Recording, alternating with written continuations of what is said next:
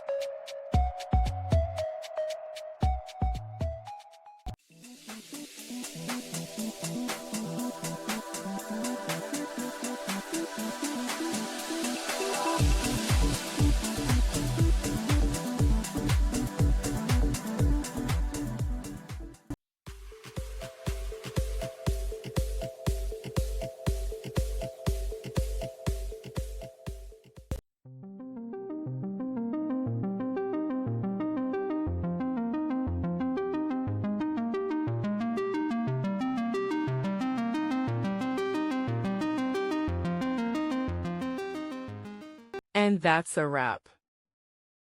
I hope you found the answer you were looking for. If you did, take a second to hit that subscribe button. It really helps out.